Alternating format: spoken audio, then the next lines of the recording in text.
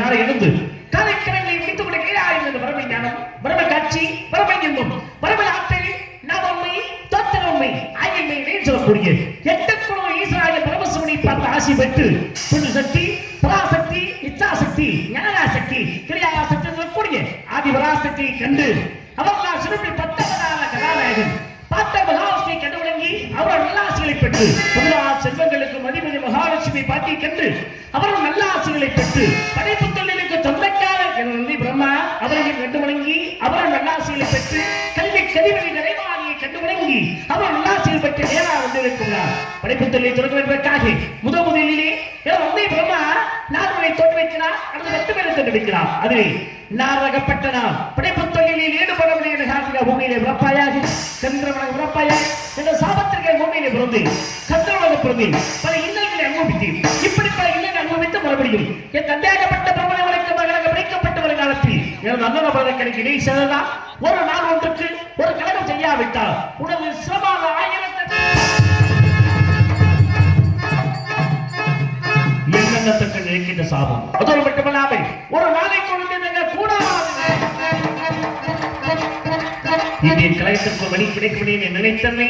ஆனால் அந்த நடத்தை பார்க்கும் பொழுது உறுதியாக இறுதியாக எமது கலைஞத்துக்கு வழி கிடைக்கும் தோன்றுகிறது. சரி வேண்டிய வேண்டாமை என்று காத்த தொல்லி கடவுளை கொண்டு எதிரும் எங்கும் எப்பொழுதும் வியாபித்துக் கொண்டிருக்கும் எரிவரும் செல்வ 16 வகையிலும் சித்திர பதவியாக வைக்க மகாலட்சுமி கழுவும் நான் விளைத்தி மன்றப்படையில் வைக்கப்ப ஏகாலமாக உயிரினை படைக்கும் போது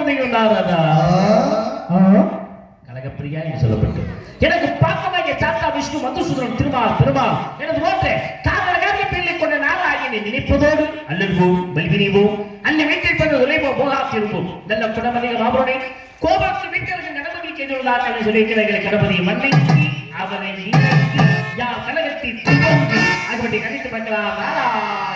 நாராயணன் மேடையிலே நாரதராக நடித்து நம்ம என்ன பயந்து கொண்டிருக்கோம். நாடகத்தின் அமைப்பாளரும் நிகழ்ச்சியின் ஒருங்கிணைப்பாளரும் உங்கள் பாசத்துக்கு பாத்திரமான இதிகாசத்துடன் இலக்கியத்துடன் சகோதரர் பெருமாள்ராஜ் அவர்களுக்கு பொன்னாடை அணிவித்து தயவு செய்து வந்திருக்கும் நாரதர் பெருமாள்ராஜ் அவர்கள் வரவிருக்கும் வள்ளி நந்தினியை பார்த்து பயப்படாமல் தர்க்கம் செய்ய வேண்டும் என்று கிராமத்தின் சார்பாக இந்த பொன்னாடையை பற்றி கௌரவித்துள்ளார்கள்.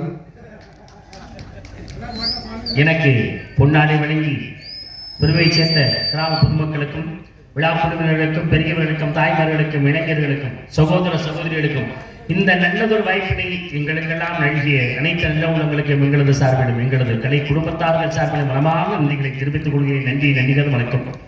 பொன்னாடை மட்டும்தானே ஒன்றும் பேசல. அப்புறம் வந்திருக்கும் நார்மல்கள் வரவருக்கு வழியை பார்த்து பயப்படாமல் தர்க்கம் செய்யணும்னு சொல்லிட்டு போனாங்களா? ஆமா, எங்களுக்கெல்லாம் பொன்னாடை வந்தாலும் ஒரு 1/2 மணி நேரம் பேசினாராங்க. இங்க வந்து தனியா முதல்ல சொல்லிட்டு போயிட்டாரு. அப்போதே சொல்லிட்டு போனாங்களா? ஆமா. நீங்க என்ன சொல்லிருக்கேன் தெரியுமா? என்ன சொல்லணும் அப்படிங்கிற போது சொல்லியிருந்தால் கூட என்கிட்ட சொல்லும் போது வந்திருக்கும் நாங்கள் அவர்கள் வரவிருக்கும் வள்ளியை மிரட்ட வேண்டாம், பயமுறுத்த வேண்டாம் என்று சொல்லவா சொல்ல வேண்டும்? ஆமா, அப்படிதான் சொல்லிருக்கணும். அது என்ன நீங்க திரும்பி என்னை பார்த்து கேட்கறீங்க? நீங்க மிரள வேண்டாம் சொல்றீங்க. என்ன ஏங்க, உங்களை பத்தி தெரியாத வேணா அப்படி சொல்லலாம். உங்களை பத்தி எங்களுக்கு நல்லாவே தெரியும், உங்களை அனுபவம் என்னன்னு தெரியும். அப்படி சொல்லுங்க. கலைத்துறைக்கு வந்து 36 ஆண்டு காலத்துக்கு மேல இந்த கலைத்துறையில இருக்கிய நாடகத்துறையில சொல்லுங்க ஐயசாமி. அவரு இந்த பாப்பா அதற்காக வள்ளி நாயகம் அது வந்து ஒரு 5 வருஷம் தான் ஆகுது.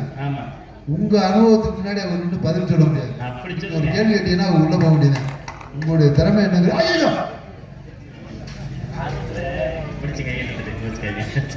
கொடுத்தா கீழே குடிச்சு தள்ளுவீங்களா? பெரிய டேபிளா போட்டாங்களா?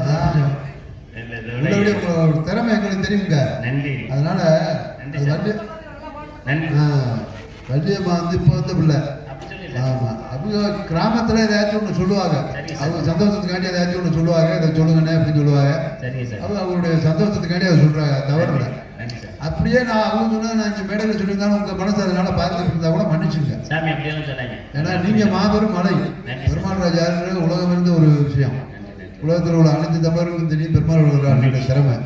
அதனால அவங்க 1000 சொல்லுவாங்க, நீங்க பயப்படாம பேசுங்க. அது என்ன கடைசியில வாழைப்பழத்தை ஊசி ஏற்ற மாதிரி நீங்க பயப்படாம பேசுங்க. நல்லதுக்கு இல்ல மைக்க மரியாதை வெயில மண்டையை பிறந்து அதே மைக்க வச்சு புரியுதா?